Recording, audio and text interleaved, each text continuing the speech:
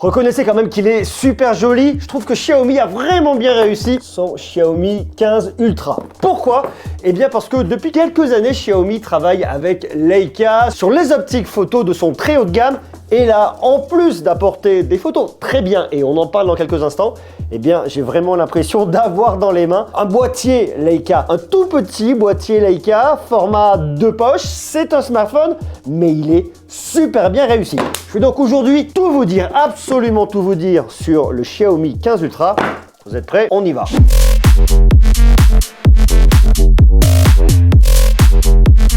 Je vous tease un peu, le Xiaomi 15 Ultra arrive bien évidemment dans sa petite boîte, mais il y a en plus de ça un kit photographique qui est vendu en plus, qu'on avait déjà l'année dernière disponible avec le 14 Ultra et qui donne un aspect tout autre. Mais je vous en parle dans quelques instants, encore un peu de patience. Je veux qu'on reparle justement du design, parce que le design, c'est un truc qui est extrêmement impressionnant sur ce Xiaomi 15 Ultra.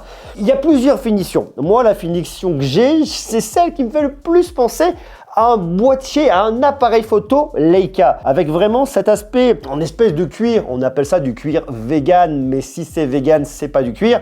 C'est donc un simili-cuir, c'est donc un plastique imprimé. Néanmoins, ça fait son effet. Sur le dessus, on a un côté, je sais pas si c'est de l'aluminium, je sais pas si c'est du plastique, mais il y a un côté plus premium, ça marche vraiment. Par contre, il y a toute une conception avec un cadre qui est fait en aluminium. Il y a toute une structure que Xiaomi a retravaillée, qui est pas mal du tout. En plus de ça, ce que j'aime beaucoup, c'est toute la bague qu'on retrouve autour de l'optique qui fait vraiment penser à une bague d'appareil photo qu'on pourrait tourner, et je trouve ça extrêmement bien réussi. Donc là, reconnaissez d'ailleurs, dites-le moi en commentaire, est-ce que ça ressemble à un appareil photo Leica ou pas du tout? Alors, il faut faire preuve un peu d'imagination. On parle bien évidemment d'un smartphone, mais je trouve que c'est vraiment bien réussi. En plus de ça, si vous regardez le détail, il est bien marqué Ultra sur le côté, Leica ici, c'est beau, et il y a vraiment, alors ça c'est vraiment le point de détail, on a vraiment un côté cranté là sur le tour, comme si j'avais effectivement une bague d'appareil photo. Donc je trouve ça vraiment cool. Donc ça, c'est le dos du smartphone. Il est magnifique. Il est symétrique, même s'ils ont cassé un peu la symétrie avec cette ligne-là. Donc on a un espèce de 1/3, 2/3. En plus de ça, on a des coins arrondis qui permettent de renforcer ce design. Puis il faut savoir qu'au niveau de la partie photo, vous avez un Corning Gorilla Glass 7i, donc résistant. Ça, c'est super important parce que toute cette partie-là va être mise à rude épreuve, vu que c'est elle qui va rencontrer une table, par exemple, au début. Donc ça risque de frotter et il vous faut forcément un verre résistant. Et ici, vous pouvez regarder, il n'y a pas de rayures, c'est résistant, c'est pas mal. À l'avant, on retrouve un grand écran AMOLED de Xiaomi, ce qui est pas mal. Regardez également, c'est un écran qui est incurvé des 4 côtés. Donc je sais pas si vous aimez les écrans incurvés, mais moi j'aime bien. Alors là, il y a une espèce de petite bulle, je vais enlever la protection, je vais y arriver, voilà.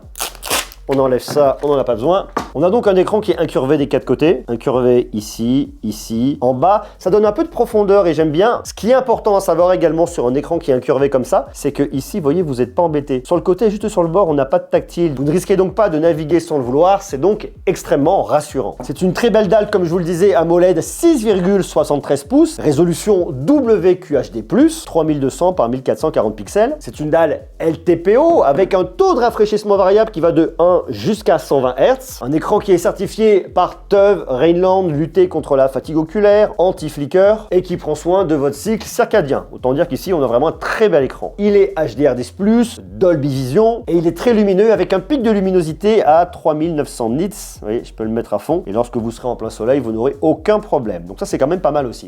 Pour regarder tout votre contenu, multimédia, films, séries, c'est une dalle qui est bien maîtrisée, qui est bien calibrée. Xiaomi connaît son travail et le fait vraiment bien. Donc pour toute cette partie-là, il n'y a absolument aucun problème. On retrouve, et vous l'avez vu juste au centre, ce petit poinçon qui abrite la caméra de selfie, et je vous en parle dans quelques instants. C'est un design qu'on connaît, il n'y a rien de bien surprenant ici, si ce n'est qu'une fois de plus, Xiaomi nous propose un écran de très jolie qualité. L'audio est aussi de qualité, il y a vraiment du son. Il y a un déséquilibre qui se fait entre à droite le haut-parleur principal et à gauche le haut-parleur qui serait plus un haut-parleur de renfort. Donc la stéréo n'est pas parfaite, mais aujourd'hui, il y a très peu de constructeurs qui proposent une superbe expérience audio. Il y a Asus qui le faisait avant avec son ROG Phone, qui le fait plus réellement aujourd'hui. Xiaomi l'a eu fait à une époque également. Mais il faut s'habituer aujourd'hui en 2025 à avoir des haut-parleurs asymétriques, utiliser une connexion Bluetooth avec un casque pour profiter de la meilleure expérience, tout en sachant qu'ici en plus vous avez du Bluetooth 6.0, c'est pas mal. Bien évidemment on a du Dolby Audio, Snapdragon Sound, bon l'expérience est pas mal, même si à écouter comme ça c'est pas la meilleure. Par contre, là où il est absolument incroyable, et je vous l'avais dit déjà il y a quelques temps, c'est que ce smartphone est équipé d'une puce extrêmement performante. C'est le Snapdragon 8 Elite de Qualcomm, qui est une puce qui est gravée en 3 nanomètres. Je vous en ai déjà parlé quand je vous avais emmené avec moi au lancement du Snapdragon 8 Elite, et il est vraiment très bon. Quasiment tous les flagships du moment utilisent le Snapdragon 8 Elite parce qu'il est vraiment bien, il gère très bien la température, il gère superbement bien l'intelligence artificielle, et on en parle aussi dans quelques instants, sans oublier les photos grâce à son ISP. Donc ça c'est quand même super bien. Autre point de détail mais qui a son importance, comme on est sur un smartphone très haut de gamme, on a 16 Go de RAM. La technologie c'est de la LPDDR5X, c'est normal. Par contre le stockage, on a soit 512 soit 1 Tera de stockage en UFS 4.1. Donc on va encore plus loin que certains flagships qui proposent de l'UFS 4.0.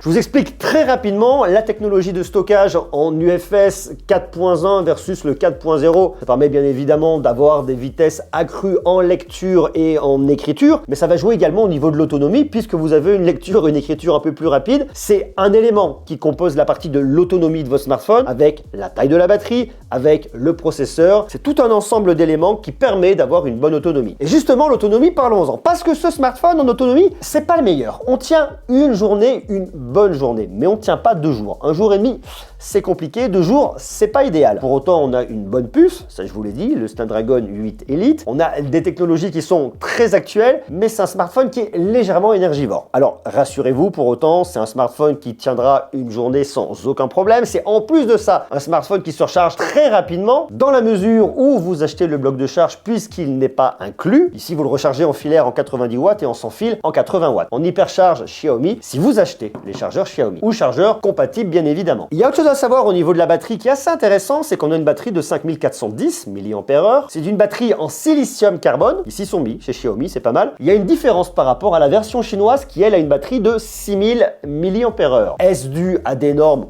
Je ne sais pas, il y a des smartphones en France qui ont des batteries de 6000 mAh. En tout cas, aujourd'hui, dans le Xiaomi 15 Ultra, en France, il faudra vous contenter, qui est déjà pas mal, hein, d'une batterie de 5410 mAh. Tout en sachant que Xiaomi a une puce dédiée, c'est la Xiaomi Surge P3, qui va gérer la charge rapide de votre smartphone pour être sûr de ne pas endommager la batterie. Ça aussi, c'est important. Tout en sachant que c'est un smartphone qui se refroidit pas trop mal lorsque vous jouez à des jeux, grâce au système Ice Loop 3D de Xiaomi. Pour tout ce qui va être gaming, c'est aussi un smartphone qui conviendra. Maintenant, je voudrais qu'on parle de la partie qui nous intéresse le plus, c'est la partie photo. Parce qu'il y a énormément de choses à raconter. Regardez, allez, on se rapproche un petit peu. Si vous regardez bien à l'arrière, vous voyez que vous avez pas moins de 4 capteurs photo. C'est assez énorme et c'est une très grosse polyvalence. En fait, on va retrouver un petit peu la configuration qu'on a sur un Galaxy S25 Ultra. À savoir déjà que, à la différence d'un Galaxy S25 Ultra, toutes les optiques que vous avez, ce sont des optiques Leica Sumilux, avec tout le savoir-faire de Leica derrière. On a un capteur principal grand angle de 50 mégapixels, c'est un capteur Sony LYT900, c'est un capteur de 1 pouce. Très gros capteur qui capte vraiment bien la lumière pour avoir beaucoup de détails. Puisque ce capteur de 50 mégapixels a la technologie Pixel Binding qui permet de regrouper 4 pixels pour sortir un seul et même gros pixel, qui permet à vos photos d'avoir de la dynamique, d'avoir de la netteté et grâce à ce gros capteur d'avoir beaucoup de détails. Et vous allez voir du détail, il n'en manque pas. Donc le capteur principal c'est un équivalent 23 mm, bien évidemment stabilisé optiquement. On a ensuite un ultra grand angle. Ultra grand angle équivalent 14 mm qui vous permet de faire de la super macro à 5 cm de distance, stabilisation électronique uniquement ici. On a ensuite un premier téléobjectif, 50 mégapixels, équivalent 70 mm, qui permet de faire de la macro à 10 cm, qui est stabilisé optiquement. Et puis ensuite, vous avez ici un téléobjectif périscopique, c'est le deuxième téléobjectif, avec un très gros capteur de 200 mégapixels, stabilisé optiquement également. C'est un équivalent 100 mm,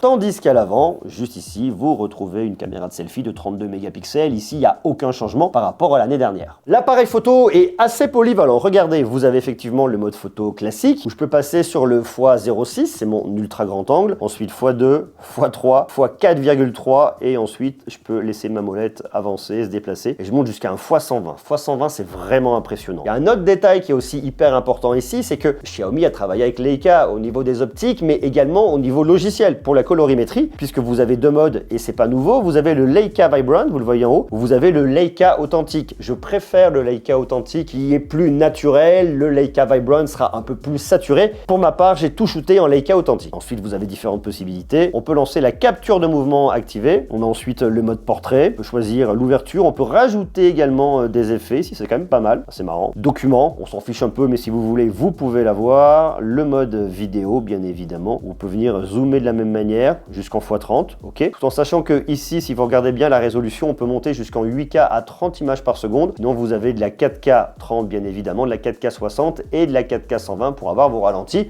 sur différentes optiques. Ça, c'est quand même pas mal non plus. Et puis, vous avez le mode pro. Le mode pro qui vous permet de faire à peu près ce que vous voulez avec, eh bien, le RAW que vous pouvez totalement utiliser si vous souhaitez faire de la retouche qui est vraiment bien ici, si ça vous intéresse. Et vous choisissez après soit le 12,5 mégapixels, soit le 50 mégapixels. À vous de voir. Personnellement, j'ai fait le choix de tout prendre en photo dans le mode photo automatique. N'étant pas moi-même un photographe, ça me permet réellement de voir ce que peut faire le smartphone si toutefois vous vouliez l'acheter, tout en sachant qu'il y a une subtilité qui est extrêmement intéressante. Si vous êtes créateur de contenu et que vous souhaitez filmer vos vidéos avec votre Xiaomi 15 Ultra, eh bien il y a un truc qui est vraiment cool. Regardez, vous venez ici et vous allez dans le mode pro. Dans le mode pro, en bas à droite, vous avez une icône caméra. Vous appuyez dessus, vous pouvez venir filmer en mode pro. Et si vous allez juste en haut sur les paramètres, vous voyez qu'il y a le mode log. Le mode log va vous permettre de shooter en format log. Ça vous permettra en post-production de travailler votre colorimétrie, votre exposition. Lorsque vous regardez votre image comme ça, il y a un côté un peu délavé, mais tout va être enregistré et en termes de retouche d'image après, c'est incroyable. En vidéo sur la caméra de selfie, vous le voyez, je le tiens à la main, le résultat est ok, ça marche bien vraiment, donc ça c'est quand même plutôt cool. J'aime bien, et je le précise, la colorimétrie de ce smartphone. Je suis dans un espace très bien maîtrisé, je suis en studio, j'ai mon éclairage, c'est joli, c'est bien, mais ça marche bien. Donc ça c'est la caméra de selfie. Maintenant on va sur la caméra arrière. Et sur la caméra arrière, c'est aussi très bien maîtrisé, c'est bien mieux maîtrisé. On s'en doutera, la caméra de selfie est moins bonne que la caméra arrière.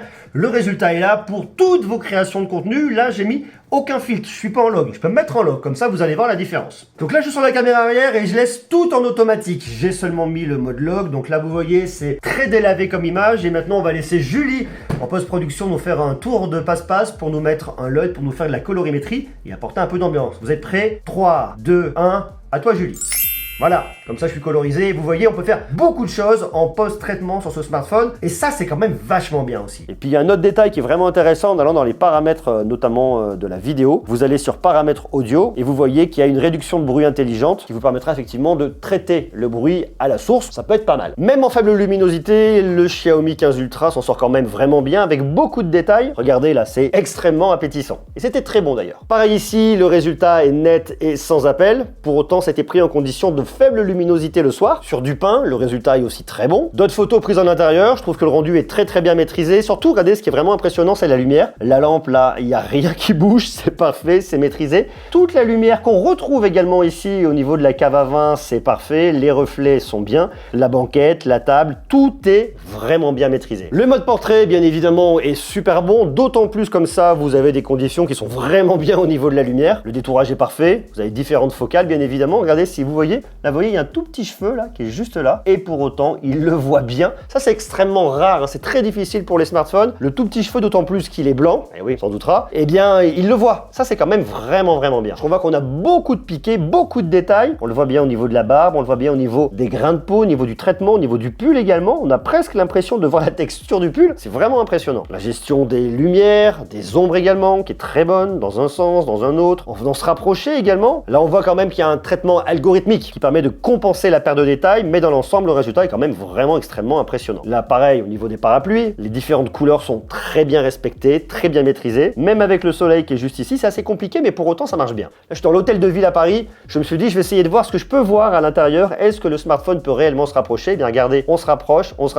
et on voit ce qu'il y a à l'intérieur. Très beau, c'est très doré hein, dans l'hôtel de ville. Là, pareil, avec le contre-jour, tout est vraiment bien maîtrisé. Là, on est en x100, là, on est en x120 au maximum. x120, la qualité n'est plus bonne, mais pour autant, ça reste reste quand même vraiment bluffant. La caméra de selfie est aussi bonne. Une fois de plus, vous le voyez au niveau des détails et des cheveux ici, ça me bluffe vraiment. Dans un sens, dans l'autre. Je vous emmène faire un tour de Paris, comme ça vous voyez un peu jusqu'où on peut aller, ce qu'on peut faire et ce qu'on peut voir. Ça c'est la crypte sous Notre-Dame de Paris, comme ça vous voyez un peu les vestiges. Donc en condition de faible luminosité ici, vous voyez que ça fonctionne quand même plutôt bien. Notre-Dame de Paris, on peut venir zoomer vraiment sur les détails. Je suis là, je suis quand même assez loin, donc vous voyez c'est vraiment bluffant. On peut aller vraiment loin. Sur la macro aussi, ça marche bien. Il y a du détail. Moi c'est vraiment ce qui me bluffe sur ce smartphone, c'est qu'il y a énormément de détails et de textures. C'est vraiment un très gros point fort sur le Xiaomi 15 Ultra qu'on ne retrouve pas de la même manière sur d'autres smartphones. Là pareil, regardez-moi la texture qu'on trouve ici. À la tombée de la nuit, je vous l'ai montré, les photos sont vraiment bonnes avec une très bonne gestion des lumières. L'ultra grand angle a un peu plus de mal ici, c'est un peu la limite, vraiment si je le mets à contre-jour. Et après je peux me rapprocher et le résultat est super impressionnant. Regardez, je peux vraiment me rapprocher très près. Et puis un peu de pâtisserie, c'est aussi quand même pas mal non plus. Et j'en profite pour passer le bonjour à Mathieu Carlin, au Butterfly au crayon. Salut Mathieu. Le Xiaomi 15 Ultra a un capteur d'empreinte digitale ultrasonique. Me direz-vous, quel avantage a-t-il en plus d'être très rapide? Eh bien c'est qu'effectivement il est très rapide, mais en plus de ça, si vous avez les doigts mouillés, vous posez votre doigt dessus, ça le reconnaîtra, ça déverrouillera. Si vous faites du sport et que vous transpirez, ou si vous transpirez beaucoup dans la vis, ça vous rendra vraiment service. Il est bien évidemment IP68, résistant à l'eau et à la poussière. Il a du Wi-Fi 7, du NFC pour payer très facilement, et il a également de l'infrarouge. Donc si vous souhaitez l'utiliser comme une télécommande, là vous pouvez le faire. Et je vous le disais tout à l'heure, il y a un pack photo. Alors le pack photo, il est pas mal parce qu'il emmène réellement le Xiaomi 15 Ultra dans une autre dimension. J'ai déjà tout sorti, vous avez une petite coque que vous prenez et que vous posez sur votre smartphone extrêmement facilement, comme ça, tac, hop, on le clipse, c'est installé. Ensuite, vous avez cet élément central. Cet élément central a un bouton déclencheur à venir installer. Vous venez zoomer avec une molette très facilement. Vous pouvez faire tous vos réglages. Vous pouvez lancer également l'enregistrement ici. C'est vraiment cool. Vous le branchez juste en USB-C dans votre smartphone. Donc, il vient et il se positionne comme ça. Vous voyez, on le met là, on le fait glisser. Là, hop, il trouve directement sa position. On a également un support de pouce qu'on peut installer si on souhaite effectivement reposer son pouce. Donc, je trouve extrêmement complet. C'est vraiment pas mal. Comme ça, on peut faire vraiment énormément de choses comme on le souhaite. Personnellement, je trouve ça vraiment super cool. Voilà, hop, vous voyez, il y a le bouton là qui est juste ici, là, regardez, hop, je le prends, je l'enlève, et ensuite, je viens le positionner juste là, comme ça, là, je le mets, je tourne, et comme ça, j'ai une vraie expérience photographique. Le support de pouce vient se positionner juste là, donc on peut enlever cet élément, je dévisse, je le positionne, je revisse, et là, vous regardez, j'ai une toute autre expérience qui est vraiment cool avec mon support de pouce. Je suis directement dans ma caméra, j'ai une vraie belle expérience logicielle, j'ai vraiment l'impression d'avoir un autre smartphone dans la main. C'est-à-dire que là, j'ai plus l'impression d'avoir un smartphone, j'ai vraiment l'impression d'avoir une caméra. J'ai mon bouton, j'appuie, je déclenche, ça prend la photo. C'est vraiment génial parce que, une fois de plus, j'ai un tout autre smartphone dans la main. Alors, je perds un peu ce design Leica que je retrouvais avec mes couleurs, mais c'est vrai que là, il est quand même super élégant. Le fait d'avoir un vrai bouton et d'appuyer dessus, c'est super confortable. La position du support de pouce est aussi extrêmement naturelle. Et ce qui est cool aussi, c'est qu'à l'intérieur, vous avez une batterie de 2000 mAh. C'est pas mal non plus. Elle est plus importante que celle qu'on avait l'année dernière. Et vous voyez ici avec ma petite molette là, vous voyez, je peux venir zoomer, dézoomer extrêmement facilement. Du bout du doigt, c'est quand même vachement pratique. Si je veux passer en mode vidéo, tac, j'appuie là, je suis en mode vidéo et ça shoot directement. C'est juste extrêmement réactif. Donc si vous êtes vraiment amoureux de photographie et si vous voulez un smartphone qui va encore plus loin au niveau de la photo et qui va surtout bien plus loin que les autres, eh bien vous prenez le kit, il vous le marque Xiaomi 15 Ultra Photographie Kit Legend Edition. Je le trouve super cool. Il est disponible au tarif de 179 €. C'est un certain prix, mais ça emmène tellement l'expérience beaucoup plus loin que c'est super cool. Autre particularité, là, je le verrouille, je peux plus l'enlever. C'est-à-dire que je peux tirer autant que je veux, ça bougera pas. Je le, hop, déverrouille comme ça, et là, je peux le retirer très facilement. Au moins, vous êtes sûr que vous le perdrez pas. Et lorsque je le remets, vous voyez, hop, il reconnaît directement la poignée de caméra professionnelle. Il vous le marque ici. Je vois la batterie du smartphone, je vois la batterie de la poignée qu'il faut que je recharge. Je fais OK. Et là, je suis reparti pour de nouvelles aventures. Et bien évidemment, je peux la recharger juste ici, là, vous voyez, en USB-C très facilement. Et je peux même mettre une petite lanière, histoire de ne pas perdre mon smartphone pour l'attacher à mon poignet. Donc j'ai vraiment une expérience photographie avec mon smartphone. Le Xiaomi 15 Ultra est disponible au tarif de 1500 €, un tout petit peu moins de 1500 €, mais en fonction de l'endroit où vous allez l'acheter, le tarif va changer. D'ailleurs, s'il vous intéresse, je vous mets un lien juste en bas dans la description. Il a bien évidemment plein d'intelligence artificielle à l'intérieur. On a notamment Gemini Live, entouré pour chercher par Google. Mais l'intelligence artificielle de Xiaomi Hyper AI, je vous en parle très bientôt, donc pensez à vous abonner à la chaîne si c'est pas déjà le cas. Je vous parlerai également très bientôt d'HyperOS 2. Il y a plein de choses à raconter. En attendant, je vous ai fait une vidéo avec les 10 réglages activés immédiatement sur votre smartphone de Xiaomi. La vidéo est là, foncez la voir, vous ne serez pas déçus.